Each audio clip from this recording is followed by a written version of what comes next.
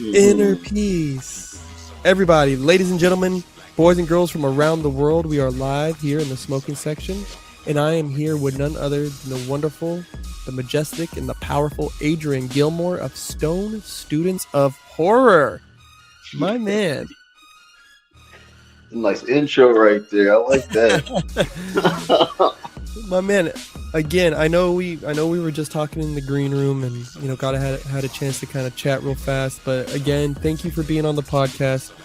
I appreciate you coming through and doing this. I know we've been trying to schedule this for a minute now, so I truly appreciate you being here and appreciate your patience as well. Yeah, of course, man. I know these things they take time, even as me and my co-host are in different time zones. And that man is a busy man, so sometimes I just don't hear from I don't hear from him for a couple of days. But he's just like, yeah, work is kicking my ass. I needed to just kind of put my phone down for a minute. So like I know it gets kind of chaotic scheduling these things without the convenience of being in person. So yeah, of course. Yeah. So before we even get, because I love how you went ahead and showed some love to your co-host.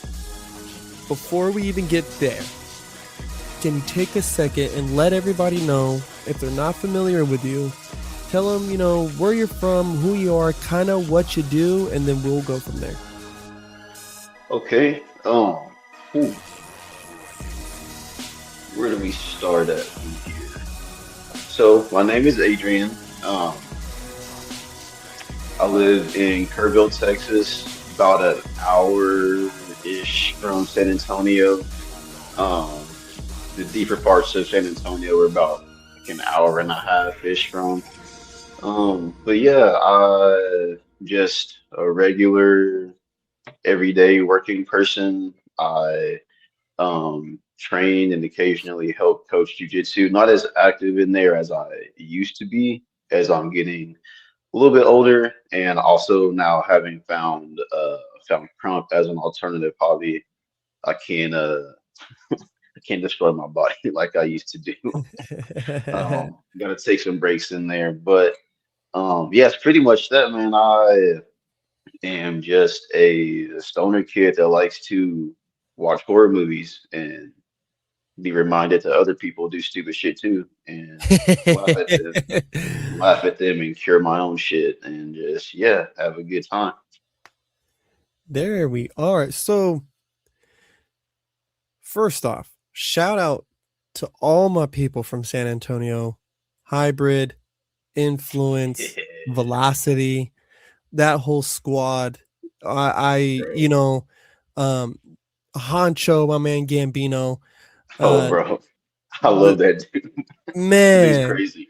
man, I have a real soft spot for them in my heart.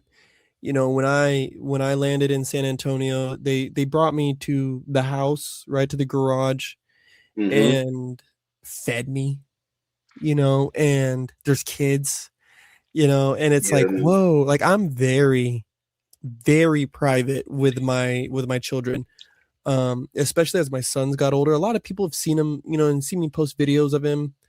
Um, but being around him is a very exclusive experience, right? Like at the yes, crib yes. type of thing.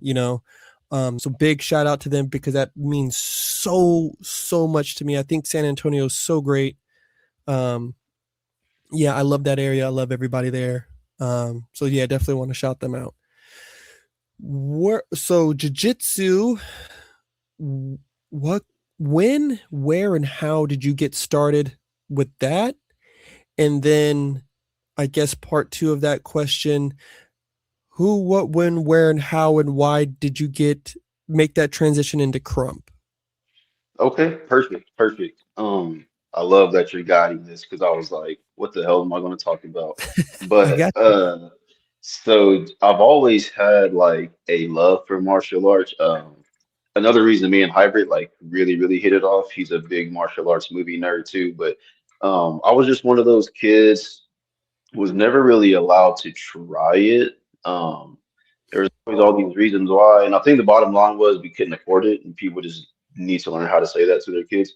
But so fast forward, I enlisted, and we have this thing in the Marines called MCMAP, the Marine Corps Martial Arts Program, which I did that low key because it's the earlier belts, like it's just kind of fun, like you get to fuck around and you're like guaranteed to miss work because when the course comes around for a belt, it is a literal course and you study and are tested and things of that nature. So like you're guaranteed to miss a couple hours of work every day. You might get to miss some PT behind it. That's kind of why we were doing it, to fuck around. And then like it just kind of looks cool to have a higher belt because you wear it every day in your camis. Mm-hmm. So doing that a little bit. I think it was when we got to green belt, there was a um there was a lot more it was a lot more ground move based. It was heavy on the grappling, and I really liked that. And a couple of my NTOs at the time um were into jujitsu, and my sergeant at the time, that's what he did, was he grappled for the Marine Corps like grappling team. He like for a good chunk of his enlistment, he got to do like just that. So that was pretty cool. So they would take me to a gym, work with me on some things here and there just because I was interested. And then one of them took me to like a Gracie gym out there. Mm. Um, it was pretty cool. Like it was supposed to be, I think you get like four free classes or some shit like that. I didn't have a car or money to commit to that, but I was just like, yeah, I'll use these trials just to go hang out with these dudes that train for a little bit and just kind of whatever, see what it's like. Um, so I kind of just fell off on doing all that just because I don't know. I think I got my brown belt, and then getting black was like it was just getting harder to find an instructor for that. Mm. So I kind of left it alone. I actually got really depressed and just wanted to get the fuck out. I was really just kind of surviving that last like couple years. Um, so fast forward, I get out. California is expensive as fuck, so we come back down to Texas. We move in with the in-laws for about 6 months to save up, get our apartment, and um, I was like a really big gym rat, but I was doing like nothing with it really. So COVID happened, gym shut down, and I was just like fucking around on YouTube, and there was this guy doing like like uh like learning Muay Thai at home in your living room type shit.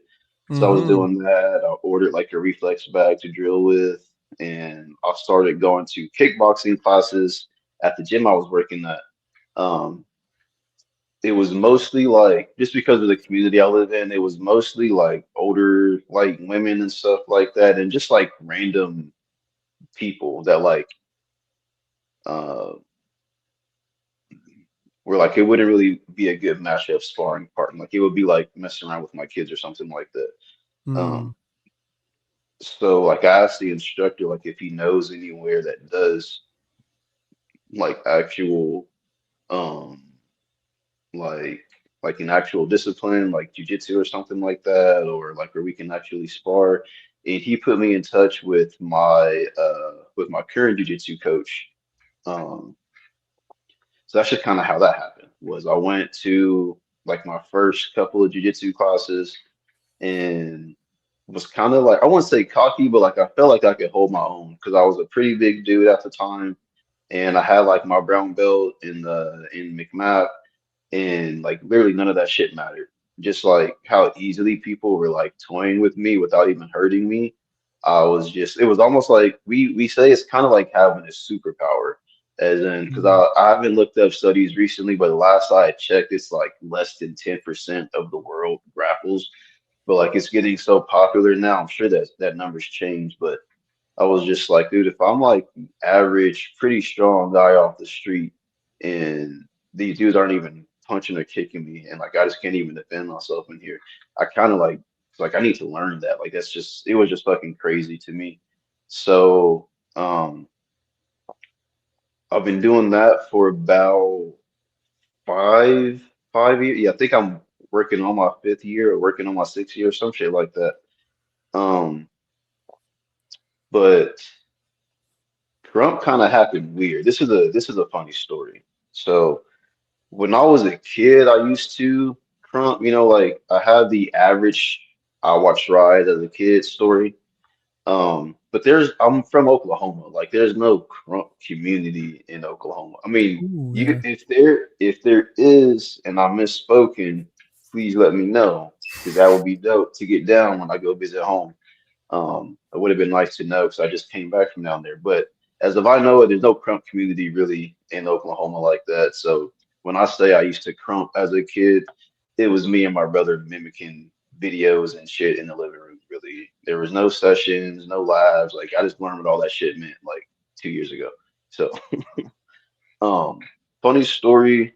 I had a job where I'm able to listen to podcasts all day, and there's one podcast in particular I was listening to. They were talking about a documentary. Don't make fun of me, but they were talking about a certain documentary. They were making it sound funny, even though the documentary itself isn't a funny documentary. The jokes they were cracking. I was like, I feel like I need to understand this. So I went and watched it. Documentary was called like Dancing for the Devil or Dancing with the Devil. That TikTok shit. I know. Look, Wow. So look, check this out. I'm watching the documentary literally just so I can understand what's going on in this podcast, right? Trump gets mentioned for like a split second, and I was like, what year is this? I was like, people still do this? And like that no shit, that's how I'm back into Trump. Like from that split second in that video, I was like, people like still like do I was like, I'm looking at the years of the video and shit, and I'm just like, oh shit. So like I'm like looking shit up on YouTube and the video, it was Indian Crump Festival 20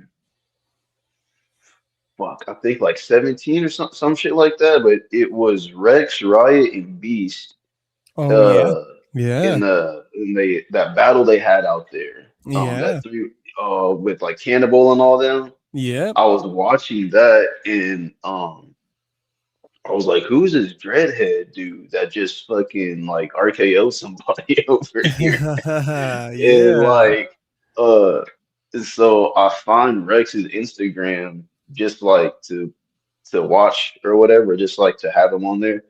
But like it was around the holiday, so he was running like some crazy sale on classes. So I started doing things that way and just taking classes here and there. And I had finally asked him like, is there like a community in San Antonio or something like that? And he put me in touch with Hybrid and Velocity. And so the garage, that was my first session. It, was over at the garage out there. And then they had me out for Whoa. yeah, yeah. Wow. And you've been there, so you know how crazy it gets over there. So that was my Oh that was yeah. my introduction, and my first session ever was out there in the garage. And they didn't tell me they were filming like a documentary too, so I kind of got to be a part of that, like on the low. And yeah, I just kind of been locked in with those guys ever since, and I love it. Man, what a what a place to like land too. Like of all the places you can be like, oh well, I'm trying to learn how to crump, and then you end up in a Rex class. Shout out my man Rex. And then to get plugged in with hybrid, and then man, I can't give them enough flowers, man. They are not only like training when they are, hmm but the level of inclusion, right, for people who might be a little new or less skilled, or even if they're like Yes. veteran dancers, they still bring them in. They treat them like as if they're one of their own. And I mean, Yes. Yes. I I've had the pleasure, and the absolute blessing to be able to travel the country a lot with work, and their name's good in the streets, you know, hmm everywhere. When I'm like, oh yeah, when I was in San Antonio, dance with them, like, oh yeah, they're cool people, or oh yeah, they're chill, or oh yeah, I've been there too. really valid and very good people. Yeah, dude. The I shout out the Indian crump movement. Uh, I showed him a lot of love because I'm like, yo, bro, they're out here Oh, dancing like on crazy. they're dancing like on dirt floors barefoot, Mm-hmm. bro. Like Mm-hmm. Mm-hmm. nothing. We're over here like, no, no. You know, us Fucking stomping Americans, on that cold concrete. bruh. And like us Barefoot. Americans, we're all mad that we're not in a dance studio, or we're all mad because it's cold outside. It's like, bro, there's probably like some like Bangladesh tiger that's about to eat one of them, and they're just out there getting it, like Going no off, holds. dude. Yeah, Yeah. man. Yeah, shout out, Rowdy Striker and the rest of them from out there. Uh, yeah, dude, they are definitely those people who it's I mean, but oh god, it's been close to 10 years now that I've really been involved in Crump, and there's not been a lot of movements that I've seen really start. So like, yeah, Oklahoma, sorry, if I'm misspeaking as well, but there's like so many spots like Oklahoma that I've never really seen with any kind of Crump movement. Montana, the Right. Dakotas, no real Crump movement happening out there. Um, Ronnie, and shout out Dead End. He single handedly built up Mm-hmm. Arizona, but outside of Dead End and his squad, there's really nothing going on out there that I know of, right? And you hear about France as a collective, right? Or you hear about Yeah. Germany Yeah. as a collective. You hear about Japan, right? Shout out Twigs. You hear about all these other little smaller, yeah, I guess they are smaller countries compared to America. Even Africa, the homeland of society. Uh, you do have some heads from out there, shout out Professor. Um, but India, I was like, wait, what? And to see them go from, yeah, like when they flew Beast out, yeah, I think that was 2017. It was either like 2017 or like 2018, something like that.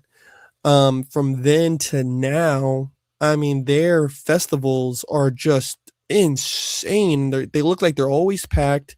Everyone's always having a good time, it looks like. And their community seems,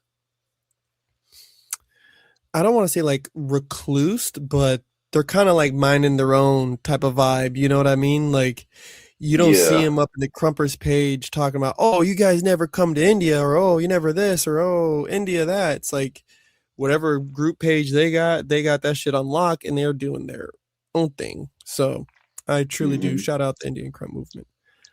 Um, so fast forward now, we've gotten into Crump, we're dancing, we're out here getting buck with Sparta. Has there been something that you would consider like a highlight so far in your Crump journey, or something that really stands out as a moment like, yo, I'm really doing this thing, like I'm, the little me who was watching Rise in the living room, with the fam, Yeah.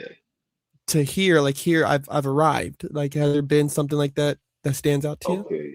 Two answers. I'm gonna answer the last question first, man. The moments of like where it's like little 14, 15-year-old me is like, I'm doing this shit. I mean, literally anytime I'm at a session, it's just like you just and you bit like you there's just nothing like that. Like it's just and yeah, I don't know how to explain it to people that don't dance or whatever. But dog, there's nothing like it. So to answer that question, yeah, every time I'm at a session, essentially, I'm just like, fuck. Um, Now highlights would be so my first session, the camera crew was there. I didn't know they were recording or whatever. And then so they tell us that the second night, no, yeah, a couple weeks from then there's gonna be like a battle night session, whatever.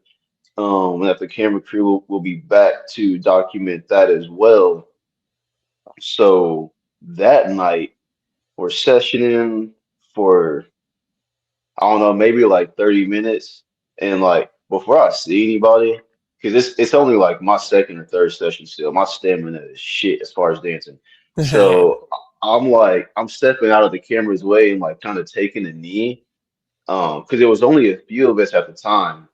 But like, dude, I just like feel something. Like I shit you not. Like I'm taking a knee, I just feel something.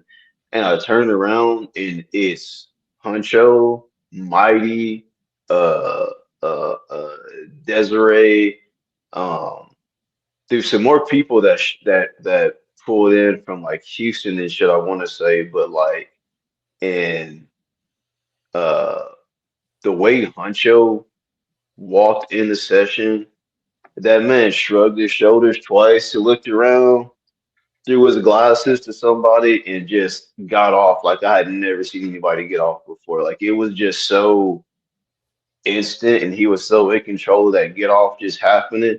And then they threw the glasses back, switched off, just back to watching and chilling. And I'm like, I'm still catching my breath and I'm like, what the fuck is happening right now? And then Mighty started getting off and like, Mighty, that fool has like a battery in his back or something. That man Hmm. does not know when, man. So like seeing that for the first time up close, oh my God. Like that so the second session at the garage is definitely a highlight moment for me.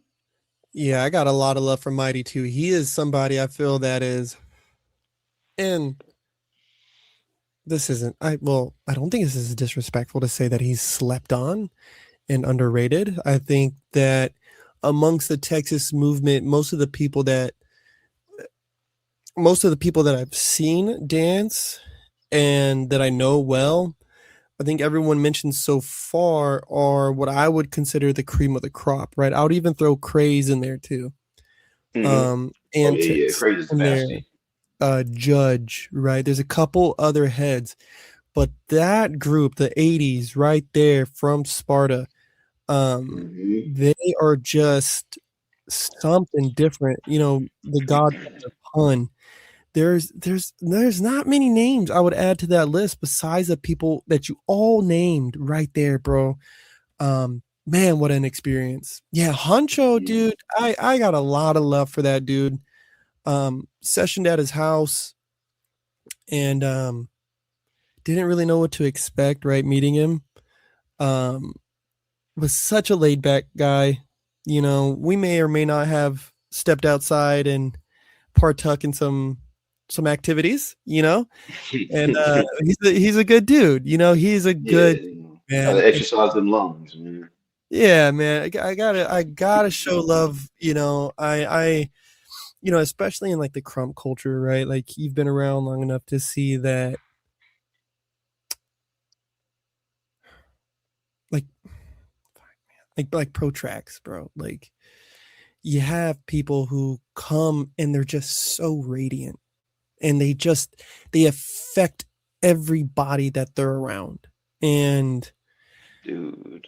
they leave like it's like not only does a not only it's like a part of you leaves with them, you know a part of you Hmm. goes to, and that just it I didn't have too many moments of one-on-one with him, but I remember like even the chances I had just stop and talk with him and be like, dude, this or that, or man, you're so good, and he would compliment back, and it's like every time I had a chance to give him love and show love to him, I always did, and I try to do that a lot more. Like we were even talking about it before the podcast.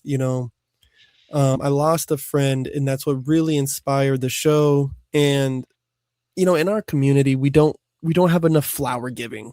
You know, there's not enough Right. flowers for the living. You know, and so yeah, I can't shout out the Texas movement enough. There's a lot of like on the grand scale of the crump world and the crump Hmm. community at large. I just feel like some of the Texas heads don't get mentioned enough. KCS rankings and this ranking and FCD Crump awards and blah blah blah. Shout out Dirty. I love what you do, man. But I think some people fall through the cracks that don't get mentioned enough. And yeah, they shout out that Texas movement, bro. Um, Yeah, yeah, they different for sure, for sure. so Like, now you got you've got your feet in the crump movement. You're making your way through. What is there like a 1 year, 5 year, 10 year plan? Is there a goal that you have set for yourself that you're trying to commit to? Is there something that you got your eyes on? um, I wouldn't say I have many major goals as I mean, I really want to get battle heavy though. Um, Mm. I really, really want to see what that battle head culture is like. Um, as I'm coming into the dance later in life. Everybody's got like a decade on me and shit, all the experience and everything. I'm just, um, yeah, I really just want to. I mean, I'm gaining a lot more confidence through it too, which I mean, I gain confidence in things through jujitsu as well, but like it's hard to explain. Like, I feel like Crump is actually a little bit harder than jujitsu on the mental side. Because in like jujitsu, if someone's touching you, even if you're dog tired, someone is physically touching you in a certain way, you can physically react. You can do something to get them off you. You can look for a sweep. You can threaten something to make them back up. When you're battling or even sessioning and you're out there in that round, it is you. Like it is, hey big dog, what have you been working on? Like show all of us what you have been working on. And it's just you by yourself. If you get stuck and it's obvious, I mean everybody just saw you got stuck. You can't combat your opponent really like in real time like you can in a combat sport. If you fuck up, you gotta try to get in his head and hopefully he didn't laugh as hard as you. Like hopefully I mean that's all you can really do if you lose in dancing. I mean, there's not much coming back. It's tough. I feel like it's tougher. Yeah, I mean, there's ways to combat clearly, like there's battle tactics and things like that, but like it's harder. I feel like you I really agree gotta with come that. out there ready. You really gotta come ready. Yeah, I agree with that full clip. Full stop, man. I agree with that. Um Myself, not jujitsu, but I came up, doing wrestling was like my one of my big loves. Oh Of yeah, yeah. course, did the whole football and basketball route, was not tall enough, um, and not big enough, right? But wrestling, we got weight classes and there's this and that. Right. Um, so yeah, man, that was I think, and I tell everybody that the most excruciating thing that I've ever been through has been dance. Hmm. Wrestling is 1A, right? First place, dance. 1A would be wrestling because you have, just like a good sparring partner, when you step out and you guys hit the mat, I'm going as hard as I possibly can, and you better be going as hard as you possibly can. Because if not, I'm gonna tie you up in a knot, and I'm gonna do this a couple times before I find somebody else to train with, right? Because I need that. I need you to try to, you know, I need Hmm. that. We need that clash. That whole iron sharpens iron. Right. In dance, I there was so much we could blame. Or let me start off like this. In wrestling, there was so much you could blame on your coach, right? He didn't teach us these techniques. He didn't teach us these escapes. He didn't teach us this, and this, and this. In dancing, there's not really that. Um, Right. Even for myself, I came up in, I first started off freestyling. I really cut my teeth with dancing in the hip hop choreo space. Huh. Um, and with that, you could always blame it like, oh, well, we needed a better mix, or oh, this. But 99 times out of 100, they were just better than us. Like they just did Yeah. everything better than us. Their spins were better than us. They were cleaner than us, more energy, better performance, better this. They were just better. than me, you know. Hmm. And then crumping, when I got into that one-on-one battle space, I was insulted. Like, I don't know how else to put that, but to see my big homie cheering for my opponent, I was like, "What? You you vile, you Right, betraying, like, how dare you cheer for this person?" But that's just the nature of the dance. That's the nature of being in the belly of the beast, right? You are being right, right, devoured by this ever enclosing circle. Like that's what like gets me sweaty when I think about it. The circle can be this big as you're beginning this battle, and then it just starts to constrict like an yeah, anaconda just gripping onto you. And if you weren't ready, if you were not labbed, it you can feel it choke, like you just start choking and you can't breathe. Next thing, it's hmm like I can't hear the music. I Where is it? Like turn it up. Like no, it's all the way up. Like oh shit. And then my mouth is dry. It's like oh no, oh no, oh no, oh no, oh no, no, no. I'm losing. Like this is what losing feels like. Yeah, and sometimes, I mean, I've seen it in battles, I've experienced it. Sometimes you can truly like will yourself through that. You know, where in hmm sports, you know, uh, football, there's 10 other people, right? Soccer, there's 10 other heads on the soccer pitch. right, Basketball, there's four other dudes. I might be bricking every shot, dude, but if I pass you the ball, make it, please, right? Or right. make the pass that's the pass after the pass I just made to you, right? Like make the good play. But there is none of that in the crump battle space, really. And I think that's just what's made me so addicted to it over all these years. Um, Hmm. yeah, dude, I came up in the 818, with Dread, and every Wednesday it was, hey, you trying to battle? Oh, you gonna battle? Oh, hey, you battling? Every Wednesday, like Hmm. clockwork.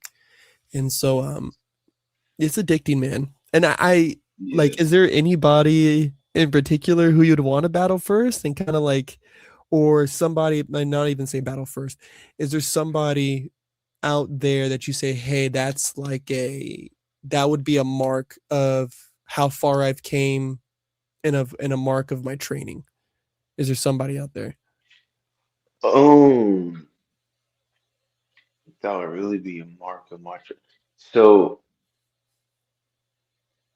my homie DJ, he was actually my very first battle. I'll find the footage somewhere and send it to you. But um, my understanding of even just taking battling out of it, my understanding of what crump was and crump terminology and what I thought shit meant like a year and some change ago versus now is just like way different. Um, I hate that footage. So we've already talked. We do need to run that back at some point, just because I fucking hate that footage. And then if you zoom in, maybe not even zoom in. Now that I'm telling you, you probably see it. That second round, there's a part where I go down to a knee, my pants rip, like, Ooh. and people were like, they thought I was just like really about to do something down there in the buck zone, and I'm just like, my draws are showing. I was like, I'm thinking about how the fuck to stand up and end this round right now.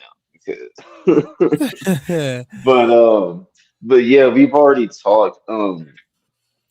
Some other people in the fame have already said that me and him would be good sparring partners. But like that's the part I like though. And I think that's why I kind of am curious about like battling more in Crump is because in jujitsu, um, like as you level up, like you'll have a like a friendly rivalry with somebody. And like you and this person, like my homie Brian, for example, when we roll, like even my daughter and like some other kids sometimes, like we'll get in the car and she'll be like, were y'all trying to kill each other? And we're just like, no, we just got an agreement. Like, I used to give him hell when he was first coming in, so like whatever he does, I got it coming. Believe me, now that he's getting good, but not getting good, he's been good. Now that he's like, just a fucking complete unit right now. But like me and him and me and like a couple other guys, we just kind of had this mutual agreement. Like we tell people, hey, what you're about to see us do not roll like this with other people. We are going to try to kill each other just because it's just that it's getting that competitive between me and said person, but not with everybody. But I'm used to like in like not now so much, but when I was training jujitsu consistently, I mean I'm still consistent. When I was training like a maniac though, I was training pretty much like 5 nights a week. And like you go to a class and then after class is just sparring for like a good hour or so. So like I'm used to sparring the same person every night, like it just being on site with certain people. Um, so I'm just ready to transfer that mentality over into Crump and start battling a little bit more. Um, I've got a few battles under my belt. There we Um, go. if I can fucking remember them. Because that first one was with DJ. That was let me see. Yeah, that was Battle Night at the Garage. And then I did an All Styles like a couple months after just for the fuck of it. That like honestly I had no business doing, but um I'm really not an All Styles dancer like that. I'm getting more comfortable with it now, but like back I had no business doing that shit.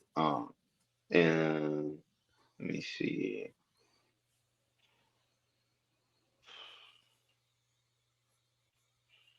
Oh, I just did the Immortal Buck qualifier a couple months ago. How was Um, that?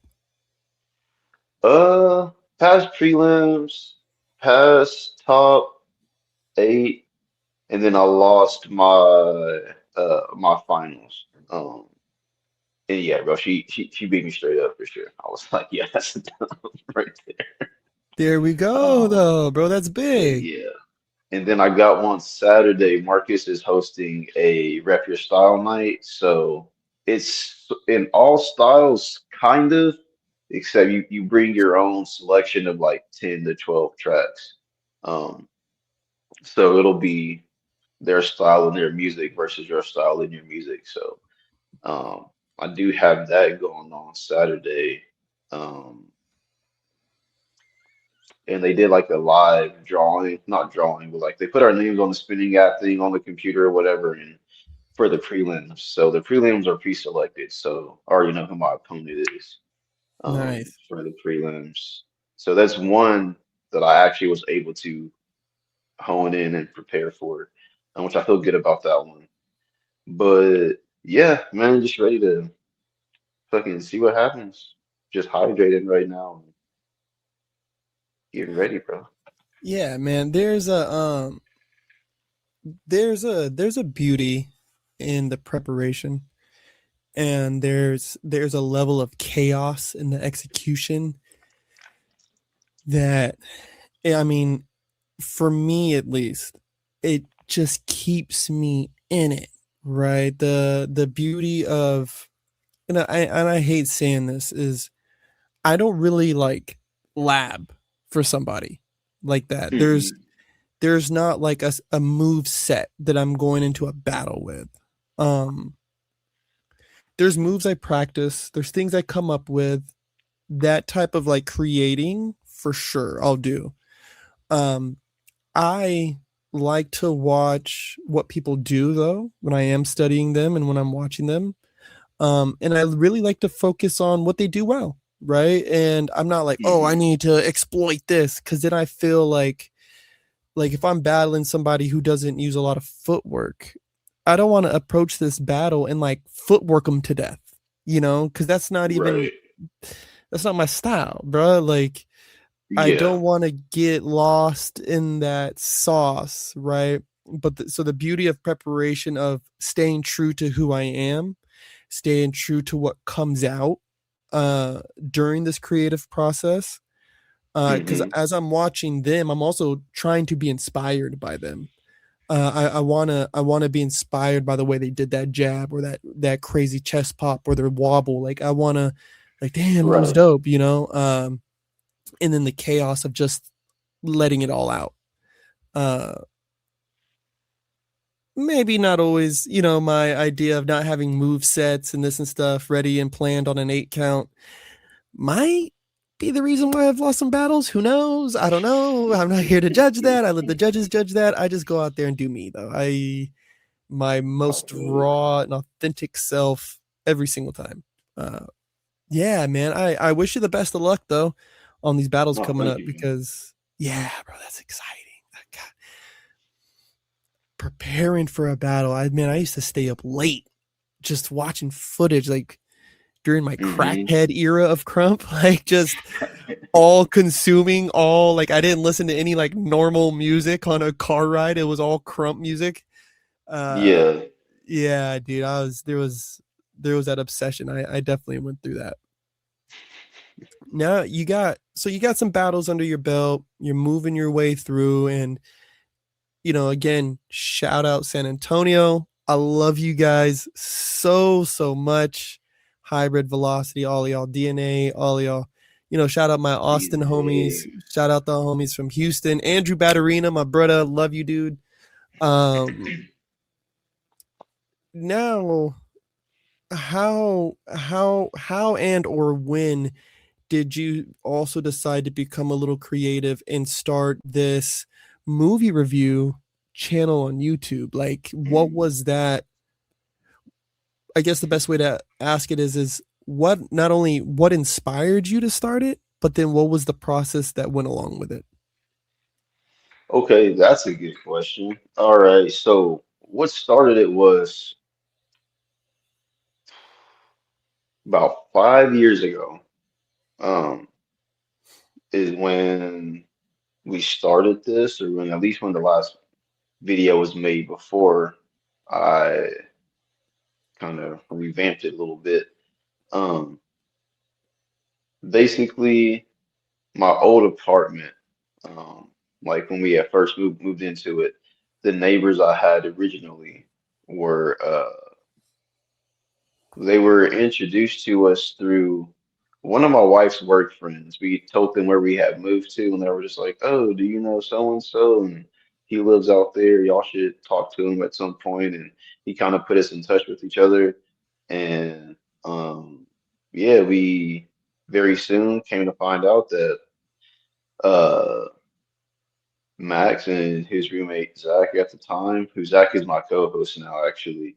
We found out the three of us really are movie nerds, and we like to enjoy this green earth that God has put down here for us all to partake of. Mm-hmm. So at the time, I only had one daughter who she was probably about 4 or 5.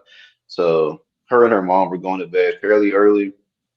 When they would go to sleep, I would um, go next door to Max and Zach's apartment, and we would just light up and throw a movie on.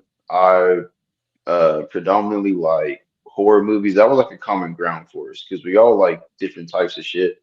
But horror movies was typically like a more common ground for us all. Um, and yeah, man, we just had like some really funny takes on things, some interesting takes, and it's just um, like I know there's like no such thing as an original thought. Like someone's thought it before. You're probably just the first person to really act on it. You know what I mean? Mm-hmm. Like I'm sure there's several people that thought, man, we have great conversations about movies and someone should hear this shit. Like I'm not the first person to fucking think that. So we were just like, man, even with that though, like there's someone out there that hasn't there's got some of these thoughts somebody hasn't had yet. Like at least some of the shit. Because like some of the shit is fucking funny.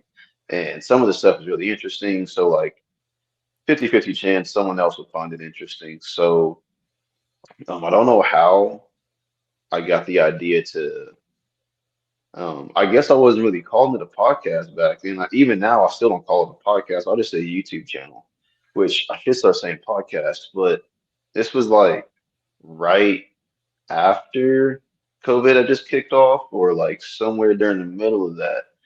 Um, I just kind of was just flirting around with the idea of recording these conversations. Um, I believe Zach had moved away at the time. Max was, me and Max were, I think our schedules were just opposite or some shit like that. But it was Zach that I talked to originally about starting like a YouTube channel together. Um, and the process kind of behind that was I just kind of just made myself have to do it. What I did was I just got up one day and just made a big deal about it on Facebook and was just like YouTube channel coming soon. And then like I'm at work and I'm like thinking about all the shit I don't have. And I'm like, why the fuck did I make that post? Like that sounded smart to do and like force myself to have to do it. But I was like, damn, now I really got to do this shit. Like, how the fuck do you start a YouTube channel? So, I was working at Metro at the time, selling phones. Lots of downtime at that job. So once I got a laptop, I would spend lots of time in the back when we didn't have customers, just kind of YouTubing how to start a YouTube channel, getting like refamiliarized with editing software and all that kinds of things, and um, yeah, I just kept posting like these deadlines for myself, low key stressing myself the fuck out. But I was just like, I was like, but I was like, okay, you made it this far. Like last week, you didn't think you would even have this up, and now you know how to add videos, and you got an intro, and like, I'm like, you're doing shit. So just like, I kind of kept making the post, and then I gave myself a date for when I would not only launch it, but I would launch it with like my first review. Hmm. So my immediate post after that was, "Hey, who wants to do a review There you go, on my man. channel?" So I had a few guys I was enlisted with, a couple of guys I went to high school with reached out, and I started this segment on the show called Intro to Horror, um, where I just kind of talk with people about. I mean, we would agree upon a movie that they wanted to talk about so I could kind of familiarize myself with it. And we would just kind of talk about their their intro to horror, like some of the first horror movies that got them interested in the genre, or just some of the first ones that they remember seeing, things like that. And we would kind of text about it a little bit. So I would, and then we would just kind of schedule. Skype was still a thing at the time, so I was just screen recording Skype calls on my laptop and just kind of going from there. Um, and then I got caught up in some marijuana related legal trouble. Ooh. Um, had to sell everything to get bail money so I could get out and fight and whatnot. Um, so yeah, I just got depressed. I didn't have my equipment anymore. I just completely forgot about the channel. And like fast forward to maybe like 2 years ago, no, a year ago. It was um after a hybrid and velocity had added me to the Sparta group chat. And I started being friends with everyone on Facebook and seeing I was just like everybody does something. Like a lot of the dance community does like something. And I was just like, um getting off probation, I was like getting to a better spot mentally somewhat. Um, and yeah, I just kind of was like flirting around with the idea of just like, man, like I really need to start back reviewing like horror movies because there's a lot of movies I haven't watched on purpose because I've been telling myself for years I'm gonna start that channel back one day and I want to save that to record and have on there, blah blah blah. Um, And then, yeah, just you, Marcus, and Hybrid. Um, have been the main ones that have been telling me, dude, just fucking just start one day, like literally just start. And so yeah, it's been like maybe. a month, 2 months that we've been back, trying to get somewhat more of a consistent schedule, but just the time zone things, and we're just two grown ass men to have jobs. So it gets a little tricky sometimes, but yeah, I think we have like maybe three new episodes out. Um, but yeah, so the whole purpose behind the channel was really just to kind of, from time to time, sprinkle in like just my friends in general. Just kind of talk about some of their favorites. I really want to bring that intro to horror segment back to get more people on the channel. And then the main goal of the channel was to sort of be a documentation of my thoughts and reviews on movies that need to get off my watch list, pretty Mm. much. So like, there's lots of moments I missed out on. There's lots of stuff that when I tell people I haven't seen it, they're like, "Dude, you like horror movies? How the fuck have you not seen this shit yet?" So like all those movies and things like that, I've been saving them for the channel because like, yeah, just kind of document and have like these conversations. Um, I think A, f- people a fairly faithful enjoy friend, conversations. Yeah. a faithful friend of the podcast, and one of my old co-host of the Usual Tuesday podcast, Macadamian. He be reviewing horror movies. Yes, he does, brother. He is one of the hosts, Oh yeah. the Stone Students of Horror. Shout out my boy Damien for tapping in. Yeah. So yeah, there was a lot right there, right? And Yeah, I kind of rambled for a minute. no, it's wonderful. It's and I honestly this whole podcast, everyone, there's I don't want to say everyone, but there's so many people who's like, yeah, I'm ready for the interview. It's like it's not going to be an interview, brother. It's going to be me listening to you 98% of the time, and me also telling some stories as well. um when did, like, let me preface it this way, is, yeah, a beautiful thing that I've noticed about dancers itself, even the best of them have something else that they also ooze out creatively. Hmm.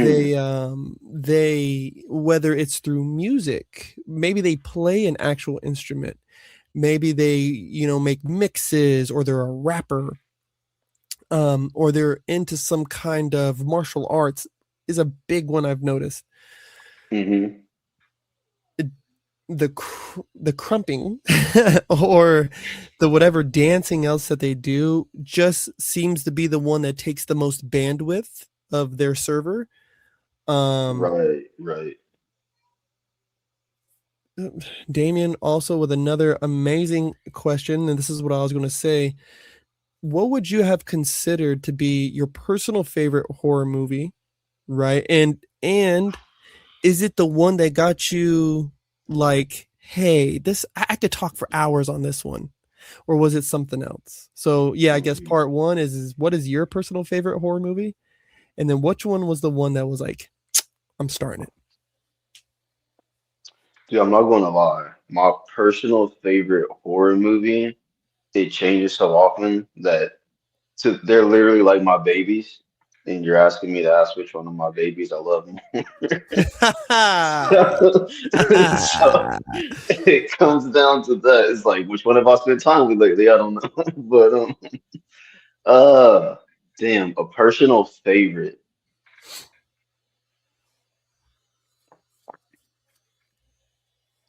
I'll tell you one that I can watch um pretty regularly though. And it kind of, I mean, I guess this one did kind of have a start in kind of piquing my interest into horror. Um, Final Destination 3. Uh, it's a Ooh, great fucking movie. that's a great pick, dude. So my one of my earliest memories with that movie is I have this aunt, right? Well, she's really my great aunt. Um, but when I was little, I was kind of like one of the favorite cousins, so we'd be allowed to like be in her room Only catch was she always had the damn sci-fi channel and it used to Oh, scare the hell out of me. But like I would also be interested a little bit. Like I would feel like, ew, but then like I would kind of be creeping around like to kind of see what it was. And I think it just kind of that was one of the first things I remember kind of walking in her room and just realizing she doesn't care how old I am. She's not going to turn this shit off. And it was the head crushing scene in Final Destination 3 oh, where the with the weight equipment where he's yeah. doing the thing and it just like and I was probably I don't know, probably like 8, 9 years old maybe, and I just like my first time just seeing someone's head just like explode. And uh yeah, it kind of like piqued this weird little interest. I was like, what the fuck are these Mm-hmm. movies? Um but that was like as a kid, man. I was like, and I was raised fairly religious, so I wasn't able to really watch that kind of shit or like really be around it. But I was always like interested in that. What was the second part of that question? Was there a horror movie that inspired you specifically to start the pod?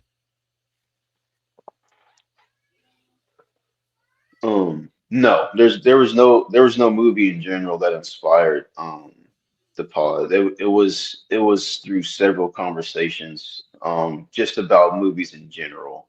But with me loving predominantly horror movies, and I believe it was, I mean, um like I was going to be doing all the groundwork on it and going ahead and getting it started. So I wanted it to be about horror. So like I think I just kind of hit up Zach and said I'm doing a horror podcast, and like that was kind of that. But no, there was no movie specifically that inspired it. But as far as rebooting it, or I mean, really just bringing it back, continuing it, um, I'm really going to be diving deep into the 2000s. Um, Ooh. there was just lots of flops that had become cult classics, and there's lots of flops that are still flops. And I'm trying to see what's up. Yeah, Damien even wanted to give some kudos mentioning Final Destination. My son, matter of fact, my oldest asked me about Final Destination, and I told him, I was like, man, I was like, that was a really good one, right? Like Hmm. for me especially, I told him 1 and 2 had me in a chokehold. Yes. 3 it started kind of getting a little out there for me. Still good, and they ended up having like 6 of them or 5 Final Yes, Destinations. six just came out this year, earlier this year. Yeah, and you know, I've watched the show 1,000 Ways to Die. So I don't. eh, After a while, it just kind Yeah. of lost its lust for me. Yeah. Um, for myself, right? Growing up in rural North Carolina, I would have to have said Jeepers Creepers Dude, 1 and 2. me and Zach talk about that all the time. Two is just such a great movie. 2 for me. 1, see, and I get kind of twisted up too, I guess, on the specifics of suspense thrillers Hmm. versus horror slasher movies, right? Right. Cause there's one of like the first horror movies I really remember watching was The Exorcist. Mm. And that one was like, whoa, right? And then I remember What You Did Last Summer. Whoa. Freddy Krueger always freaked me out. Cause it was like, oh no, now I can't go to sleep. Um, Right. and that one was wow, right? Jeepers Creepers was just, it's that end scene where he opens up his eye and it's like, oh my Hmm. God, right? Not a Yeah. lot of movies have ever had me in a chokehold the way that that one did. Um, God, me and him talked about one. What was it? I think it's called The Boy. the boy where it's like the with the mom and doll that she dad. has to babysit and shit. Yeah, she's babysitting the doll, Yeah, but then it's yeah, actually a dude who's in the yeah. walls. In the walls. Yeah, yeah, Spoiler alert. yeah. If you've never watched it, watch the movie, dude. It's so Bro, good. It's bro. and Do you know and then they made a sequel that I mean it didn't need to happen, but because I was like the secret's out, so what are we still doing here?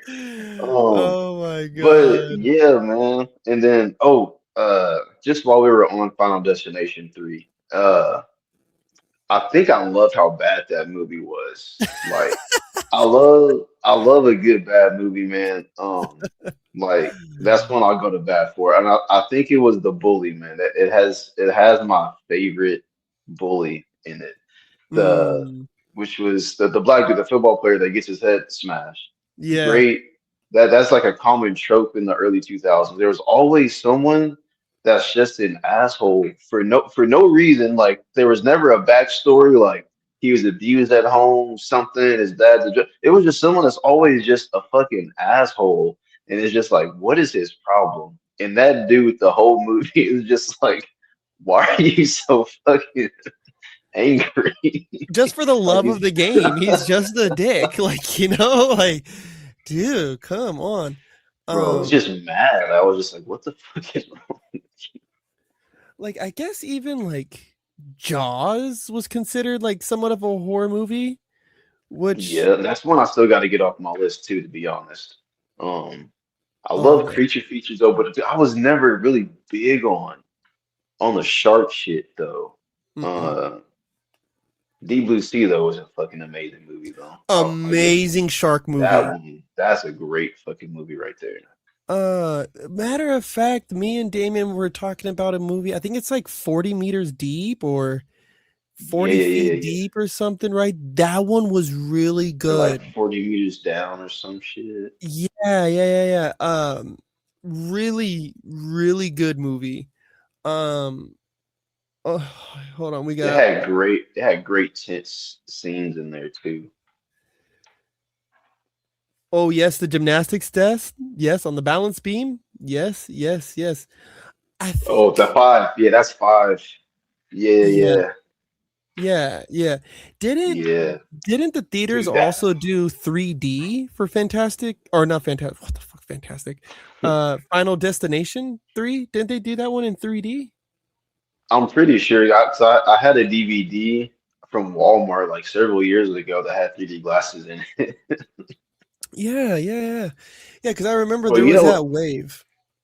yeah, you know what else they did for three? There was a DVD release of three where you could, and I think this was just a fun way for them to get in like, like deleted scenes, but like you could choose like they had an interactive like version of the DVD where like the DVD would pause like well the movie would pause at for like 10 seconds at certain times and it would just be like there's a scene in the first one I believe no there's a scene for some reason someone's flipping a coin and it's like there's a coin land on heads or tails but like you get like a different kill for it like and then Ooh.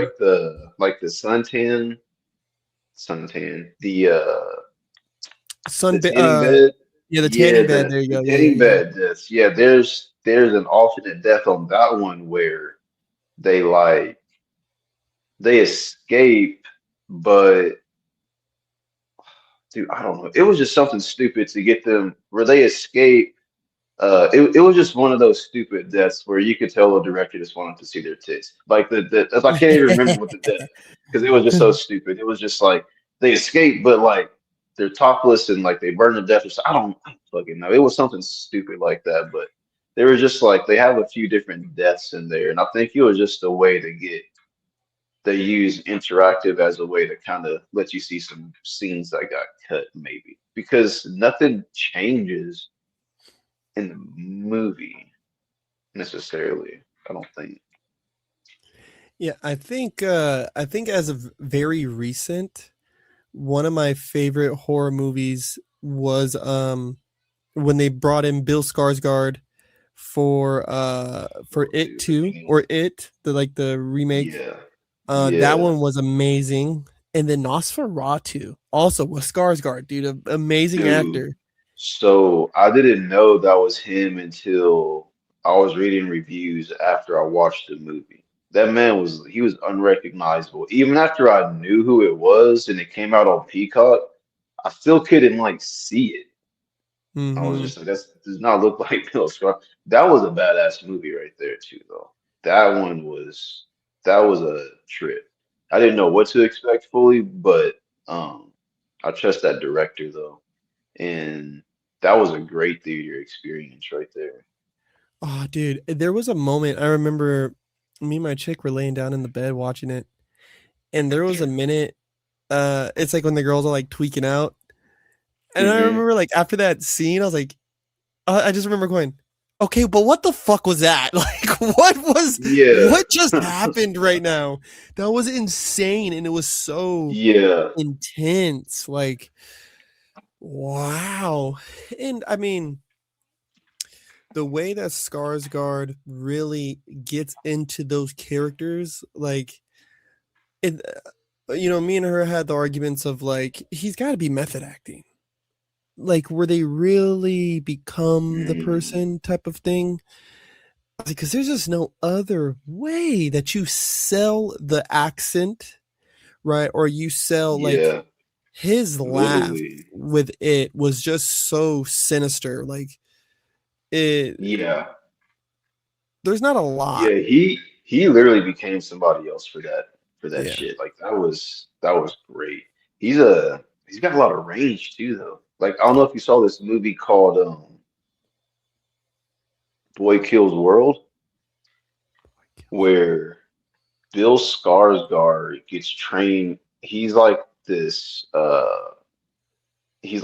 deaf and mute kid uh, as an adult.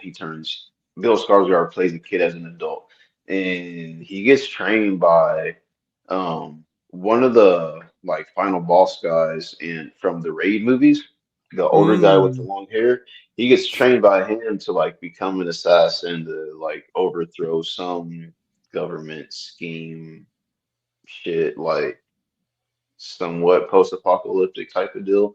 But dude, he was a badass action star. I didn't know he could like move like that. It's a pretty interesting movie. Yeah, from seeing him in it, seeing watching Nosferatu, and then we watched the remake of The Crow. I was like, yo, this guy's actually like might be my new favorite actor. Like, Yeah, he's um, great.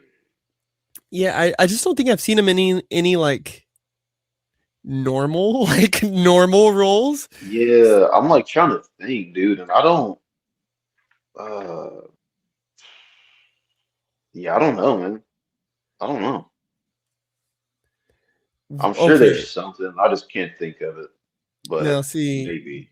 there was a solid reason me and Damien were co-hosts together, and while we argued, that is probably a super hot take, and you do not deserve to have internet access, let alone ever watch another movie in your life. Damien, I love you, but that is crazy. I think universally that's like regarded as one of the best vampire movies out there. Like I I liked love it. I need to run it back. It's been like a year, but um, man, that's a real hot take. Oof. yeah, the what god, it's Dracula Unleashed or un something. It's the same dude who plays Gaston in the Beauty and the Beast live action, and then the OG Dracula in the movie is fucking Tywin Lannister. That one is one of my favorite Oh portrayals of yeah, Dracula. yeah, yeah. I haven't seen that one yet though. That was pretty good though. Yes, Okay. probably my favorite Dracula. Besides this new one they came out with here, I think it was like last year or 2 years ago. Definitely up there. It's a little sacrilegious though, because the dude like kills a pope or like kills a one of the holy fathers. So I was like, that's kind of rough for me to watch, but it was good. It was very good. And the newer one or what?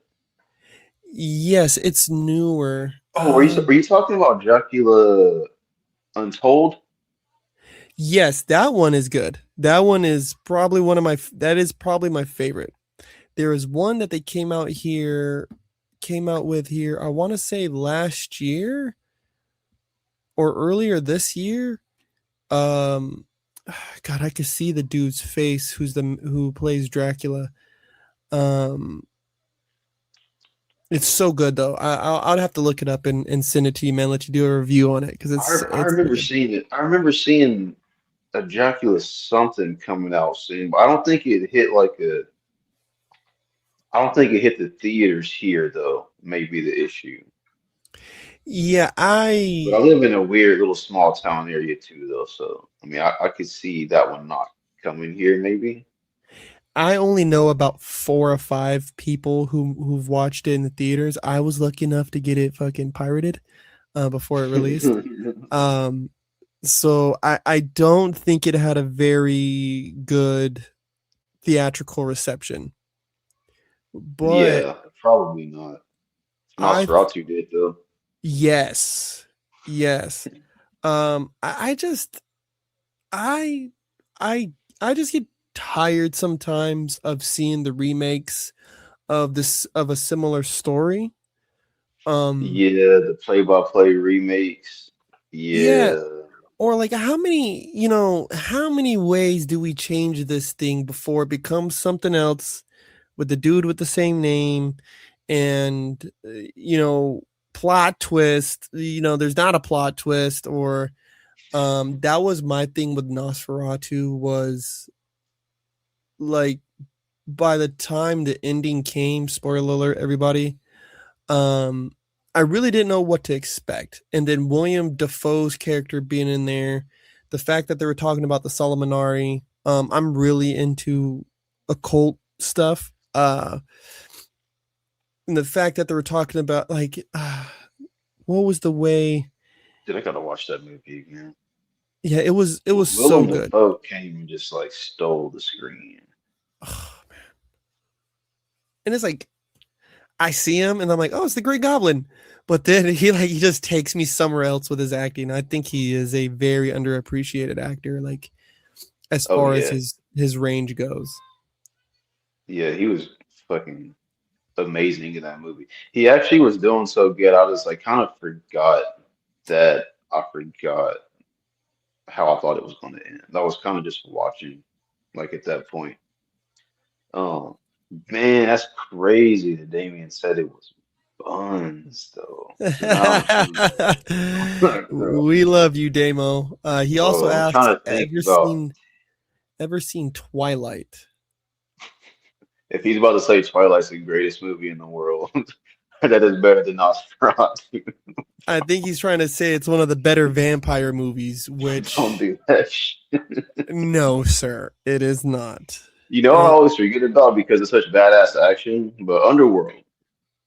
yes, yes. Underworld, man. Great horror, I guess, technically.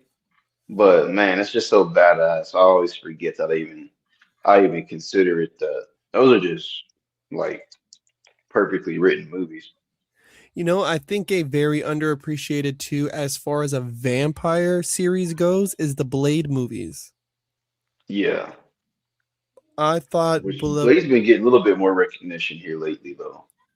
yeah, well, Marhasal Ali was supposed to have came and done Blade, and then I don't know what Disney did, or I heard it was Ali himself was just like just been causing it to tank, and they just kept pushing it back, pushing it back, pushing it back, and then they pulled the plug on it, and I don't know, just the fact that they had Triple H, and I think it was Blade 2. I Three, was like, yeah, Triple yeah, H. Blade 3, yeah. I was like, dude, come on, like, come the fuck on. With silver, and I was like, why are his fangs silver? Like, I don't get that. Are they fake? Like, did he lose his fangs and he has replacement ones? Does that even work still? Like, I didn't really get it. It was kind of weird.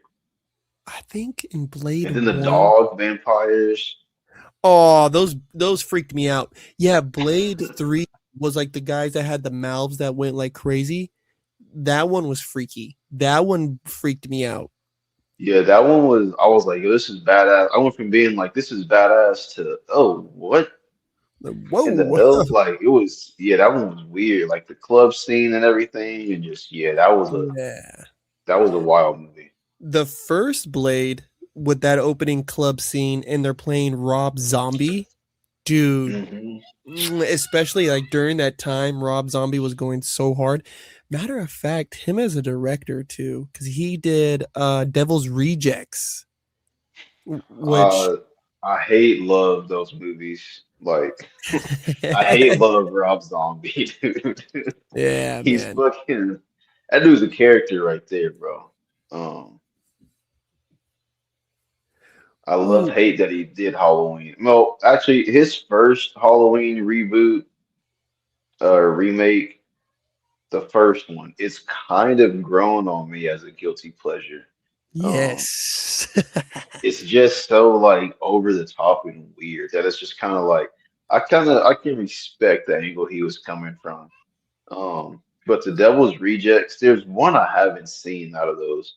I saw House of a Thousand Corpses, and then is is the Devil's Rejects the one where they're at the hotel? Yes, they start off at the hotel. And I then think I think the third one I still need to see. Three from Hell. I don't think I've seen Three from Hell. I God, it's was been actually so getting long. I was actually getting a tattoo. Maybe like 3, 4 years ago. It was a Friday the 13th tattoo. Oh, And wow. but I think it happened to fall in October actually too. So they were like just watching scary movies in there, and it was like I saw part of House of a Thousand Corpses, and I was like, "What the fuck are we watching?" And I went home and like I got on my Voodoo account. I immediately rented it, and I was like, "What the fuck is that?" And yeah, wild movie. Well, brother, listen, man. I could sit and speak with you for hours, but I want us to save some space to have a part two. And I know we were even talking about Definitely. maybe doing some crossover episodes, right? Yeah, as soon as I get some kind of schedule going on with my boy, we should the three of us should get together for sure. Absolutely. But before we call it a wrap this evening, there's a new little tradition I'm doing with the smoking section. It's a little game that I Okay. like to play, right? It's just some rapid fire questions. Oh Um, shit. we'll try to keep it to one word. Yeah. One word answers. Hmm. There, there's a couple questions in there, right, where you can kind of expand a little bit. But let's try to keep one word answers. Are you ready? Yep. All right. So if you had to pick summer or winter, Summer. walks on the beach or a midnight stroll, Walk on the beach. your favorite sound, Uh, music. favorite way to unwind,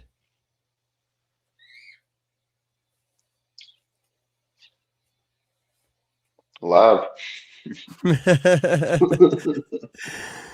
a go-to travel place, Oklahoma. your deepest fear.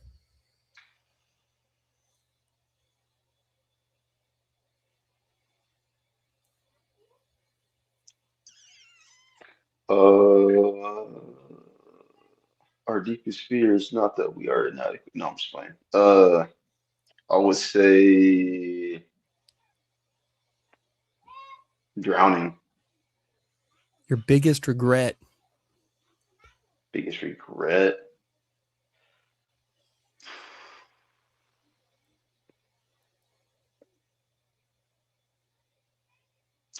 Being an hour away from hybrid and velocity for almost a decade and just now meeting them last year. describe yourself in 3 words. Mm.